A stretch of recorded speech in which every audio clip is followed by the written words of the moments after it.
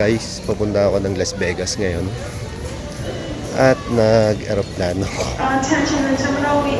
dahil mahirap mag long drive. 6 to 7 hours yung pag nag long drive ka. Nag-aeroplano.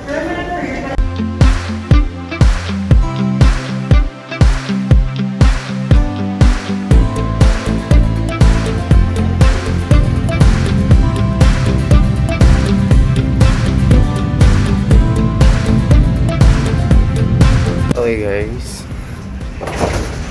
kabababa ko lang ng aeroplano. Welcome to Las Vegas.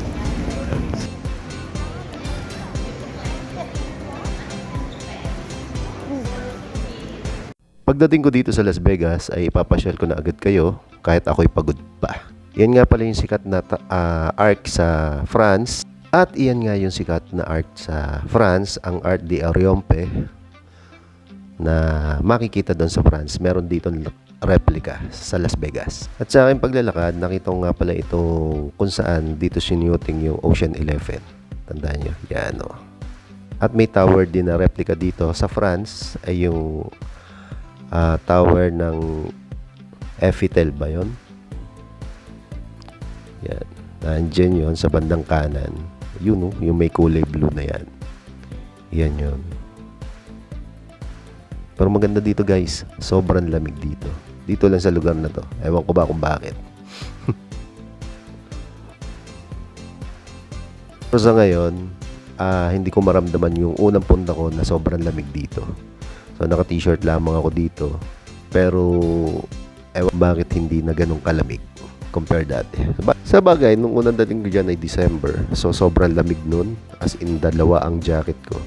Dugo nga ilong ko dahil hindi ako naniniwala sa halos tagos buto yung lamig dyan. Pero as in, sobrang lamig. Doon ko napatunayan, tunay nga. At ito na nga yung parte ng Las Vegas na street na kung saan sobrang busy. Lahat na ng turista na andito. Ito ang lugar ng Las Vegas kung saan ang lahat ng turista ay busy-busy sa pamamasyal. Kaya nakikita nyo yung mga taong yan, busy yan. Lahat yan mga turista, hindi taga Las Vegas lahat yan. Kung saan lugar. At lumiban ako ngayon sa kabilang side ng street ng Las Vegas para maipakita sa inyo yung kabilang side naman. Ito ang overpass ng Las Vegas. Ito ang makikita ninyo. Wow, diba ang ganda? Amazing. At sa pagtungtong ko nga dito sa overpass, nakita ko ang paligid. Akala ko nung una ay parang nasa the fort lamang ako. Hindi pala. Nagkamali ako sa naisip ko. Dahil ang nakikita ko ay sobrang ganda ng mga ilaw, sobrang ganda ng mga building, at ang mababait ng mga tao. Doon ko nasabi na nasa ibang bansa ako. Wala ako sa Pilipinas. Ang ganda. Yung kabilang side na yon, doon ako naglakad. Kung matatandaan nyo, yun yung tower. Yan. Yung pinakita ko sa inyo kanina. Bumababa ako dito sa escalator na to. Dito ko lang na-appreciate ang Las Vegas. Ang ganda. Kaya pala once that pumunta ka rito sa Amerika, hindi mo pwedeng hindi pupuntahan ang Las Vegas dahil mas ma-appreciate mo ang Amerika. Dumaan ako dito sa may Caesars Hotel para maipakita ko sa inyo yung sikat na fountain dito kung saan nag-shooting ang Ocean 11. Dito yung daan na yun.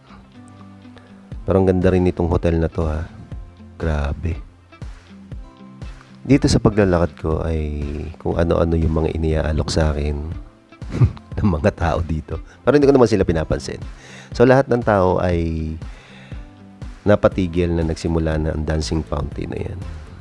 Yung dancing fountain na yan, iyan ang mga binabalik-balikan siguro ng mga turista dito sa Las Vegas. Kaya halos lahat sila ay mga din sa sobrang ganda nitong fountain na to. Siguro yung ibang fountain dito na rin ginaya. So ang ganda talaga nitong fountain na to. Grabe. Dito na ako nag-stay at tinapos yung dancing fountain na yan.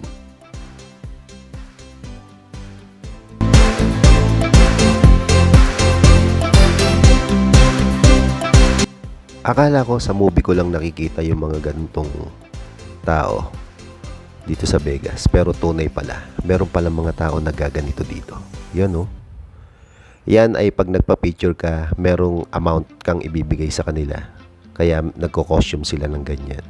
Sa sobrang ganda ko rito sa Las Vegas, sa pangalawang pagpunta ko, ngayon ko lang na-appreciate tong Las Vegas. Naisip ko tuloy na gusto kong makita ang kabuuan ng Las Vegas. Naisip ko tuloy na sumakay sa The High Roller Wheel. Tara, sabay-sabay natin tingnan ang kabuuan ng Las Vegas.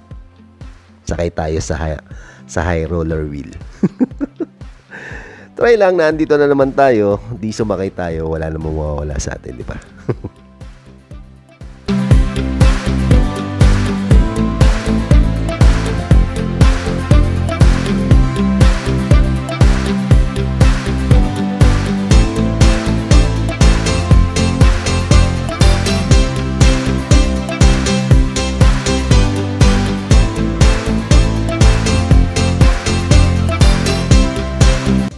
After ng High Roller Wheel, naisip ko na meron nga palang restaurant si Gordon dito na malapit na Hell's Kitchen.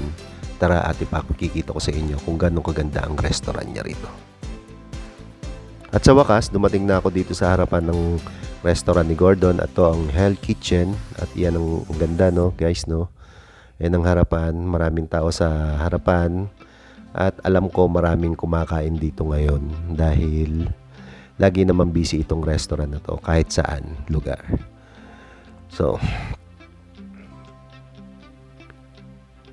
sa pagpasok mo dito sa kanyang restaurant, makikita mo ang lahat ng mga tinuruan niya dito sa kitchen niya mismo.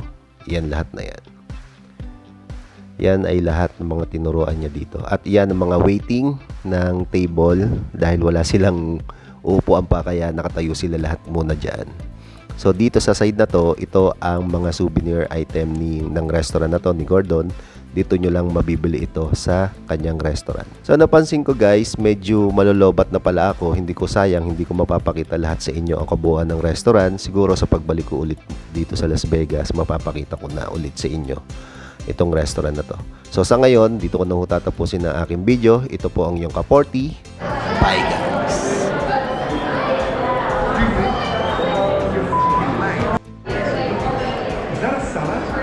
It looks drier than in Serengeti.